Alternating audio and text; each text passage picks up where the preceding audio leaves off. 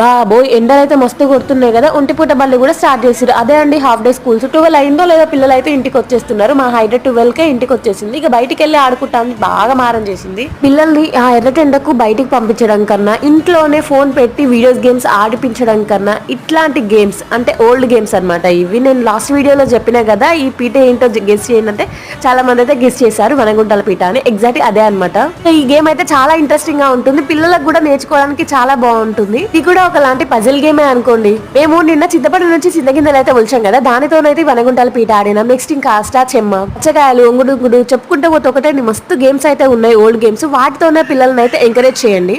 చింతగింజలతో ఆడే గేమ్స్ అయితే చాలా అంటే చాలా గేమ్స్ ఉంటాయి. మీకు ఏం గేమ్స్ ఐడియా లేకుంటే వాటితోటి ఆల్ఫాబెట్స్ పెట్టడానికి ట్రై చేయండి. అయితే ఒక 2-3 అవర్స్ పిల్లలతో ఆడించిన తర్వాత ఆఫ్టర్నూన్ టైం అలా అయితే మిల్క్ షేక్ చేసి ఇచ్చా. మధ్యాహ్నం టైంలో ఏదైనా డ్రింక్ ఇవ్వడానికి ట్రై చేయండి. పిల్లల కడుపు చాలా చల్లగా ఉంటుంది. ఈవినింగ్ ఇలా మ్యాగీ చేసుకొని ఇట్లా చిల్ అవుతున్నాం. మీరు ఎట్లా